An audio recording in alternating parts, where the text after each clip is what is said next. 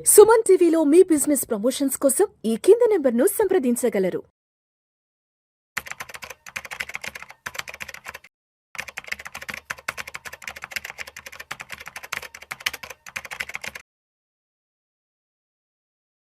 నమస్తే అండి. Welcome to Suman TV. నేను వెల్లి చక్రధర్. చాలామంది మమ్మల్ని అడిగే క్వెషన్ ఏంటంటే, మాకు ఒక బెస్ట్ ఫండ్స్ చెప్పండి అంటారండి. బెస్ట్ ఫండ్స్ కాదు, యాక్చువల్‌గా బెస్ట్ ఫండ్ హౌసెస్ కూడా సెలెక్ట్ చేసుకోవాలి. యాక్చువల్‌గా మనం సెలెక్ట్ చేసుకునే విధానంలోనే చాలామంది రాంగ్ చేస్తున్నారండి.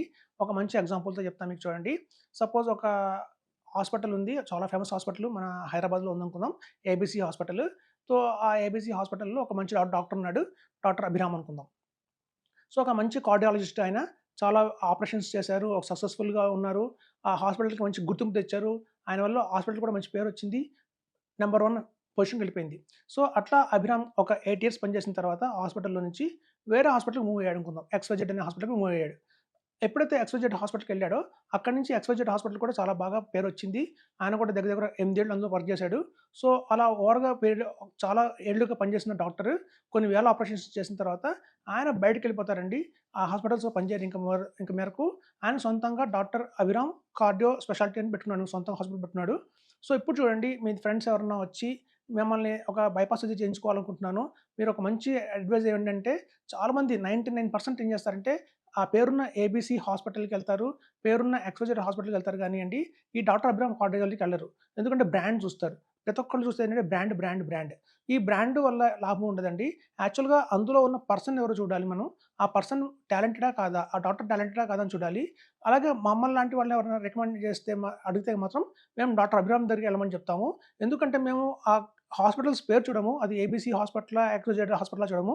అందులో ఎవరు వర్క్ చేశారు? ఎవరి వల్ల ఆ కంపెనీస్‌కి ఆ పేరొచ్చింది, అవన్నీ కూడా మేము చూస్తామండి. అది చాలా ఇంపార్టెంట్. అలాగే మనం మ్యూచువల్ ఫండ్స్ విషయానికొచ్చినా కూడా చాలామంది బ్రాండ్ చూసి బ్లైండ్‌గా ఒక ఎస్‌బీఐ బావుంది గదా! ఐసీఐసీఐ బావుంది, హెచ్‌డీఎఫ్‌సీ బావుంది, నిప్పాన్ బావుంది, ఆదిత్య బిర్లా సన్ లైఫ్ బావుంది. ఇలా బ్రాండ్‌లు చూసి ఇన్వెస్ట్‌మెంట్ చేస్తారండి చాలామంది. అలా చేయటం వల్ల ఏమవుతుందంటే మనకి రిటర్న్స్ రావు. చాలామందికి ఈ బ్రాండ్ లేవు. అంటే ఇట్లాంటి కంపెనీలో సుదీర్ఘంగా ఒక 20 ఏళ్ల పాటు పనిచేసి ఈ అన్ని ఫండ్ హౌసెస్‌లో పనిచేసి వాళ్ళు బయటకొచ్చి వాళ్ళ సొంతంగా ఒక ఏఎంసీ స్టార్ట్ చేస్తారండి. అలాంటి వాళ్ళవి కూడా మనకి గమనించాలి. వాటికి బ్రాండ్ అయితే ఉండదు. కానీ అందులో ఎవరైతే వర్క్ చేస్తున్నారో ఫండ్ మేనేజర్‌లు వాళ్ళందరూ కూడా ఒక 20 ఇయర్స్ ఎక్స్‌పీరియన్స్ ఉన్న ఫండ్ మేనేజర్‌లు ఉంటారు. కొన్ని వేల కోట్లు మేనేజ్ చేసిన ఫండ్ మేనేజర్‌లు ఉంటారు. అలాంటి కంపెనీస్ చూసుకుంటే మనకి నాన్ బ్రాండెడ్‌లో అబాకస్ వస్తుంది, హిలియాస్ వస్తుంది, అలాగే వైటోక్ వస్తుంది. సో, ఇట్లాంటివన్నీ కూడా ఏంటంటే పెద్దగా గుర్తింపు ఉండవండి బయట మార్కెట్‌లో వీటికి. వీటిని చూసి అందరూ ఇట్లాంటి వాటిలో ఇన్వెస్ట్‌మెంట్ చేస్తారు కానీ, ఇందులో ఉన్న బ్యాక్ బోన్స్ ఎవరు? అంటే ఇట్లాంటి కంపెనీస్‌లో అంతకుముందు పనిచేసిన ఫండ్ మేనేజర్‌లు ఎవరు? వాళ్ళ ఎక్స్‌పీరియన్స్ ఏంటి? వాళ్ళ క్వాలిఫికేషన్ ఏంటి అని చూడాలి. సో, వాళ్ళందరూ కూడా ఇట్లాంటి కంపెనీస్‌కి పెట్టుకున్నప్పుడు మనం కనుక ఇన్వెస్ట్‌మెంట్ చేయాల్సి వచ్చినప్పుడు ఇట్లాంటి వాటిని డిసైడ్ చేసుకోవాలా? ఇది డిసైడ్ చేసుకోవాలని మనం దాన్ని బట్టి ఉంటుందండి. అలానే ఇందులో పర్ఫార్మెన్స్ తగ్గుతుందని చెప్పను నేను. చాలామంది ఏంటంటే వీటి మీద ధ్యాస పెడతారు కానియండి, ఇట్లాంటి వాటిని నెగ్లెక్ట్ చేస్తారు.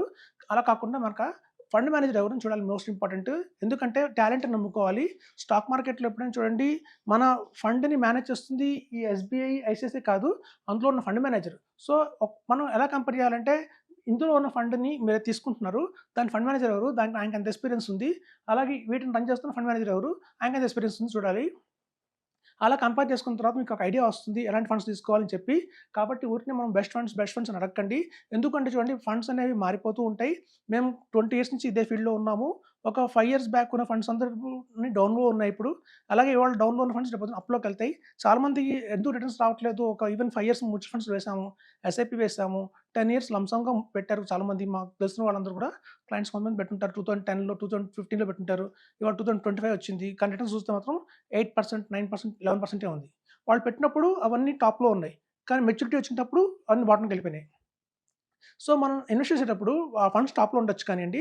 రేపొద్దున 10 ఇయర్స్ తర్వాత ఆ ఫండ్ కమాంతం బాటమ్‌లోకెళ్ళిపోయినప్పుడు మనకంతంత రిటర్న్స్ అయితే రావండి.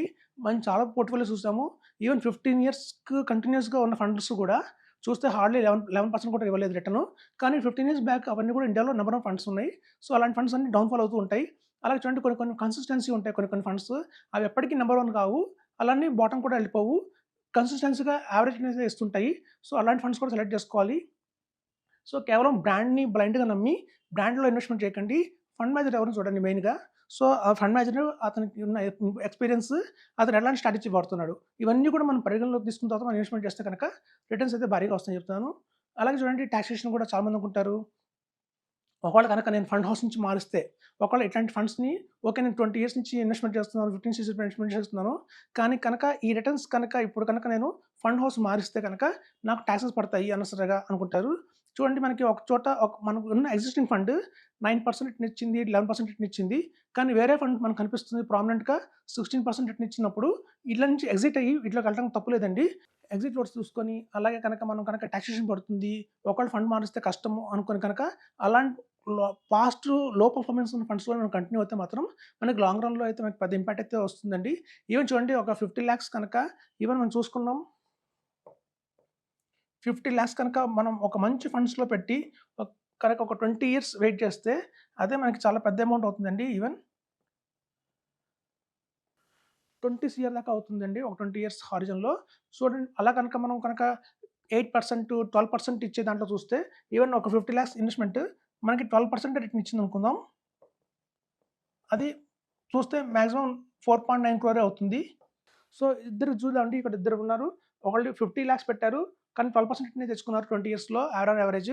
వాళ్ళకొచ్చింది ఎంత అంటే 4.9 క్రోరే వచ్చింది.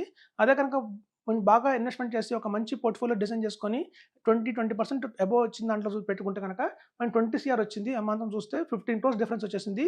సో, ఎట్లాంటి ఫండ్స్‌లో ఇన్వెస్ట్‌మెంట్ చేస్తున్నాం అనేది మోస్ట్ ఇంపార్టెంట్ అండి. ప్రతి ఒక్కళ్ళు ఇన్వెస్ట్‌మెంట్ చేస్తారు. అదే చెప్తుంటాను. చూడండి, మనం దగ్గర దగ్గర ఆల్ ఓవర్ ఇండియాలో చూసుకుంటే ఒక 1,00,00,000 మంది బీకామ్ గ్రూప్‌లో జాయిన్ అవుతారు. సో, 1,00,00,000 మంది బీకామ్ గ్రూప్‌లో జాయిన్ అయినప్పుడు అందులో కేవలం 100 మంది మాత్రమే చార్టర్డ్ అకౌంటెంట్లు అవుతారు.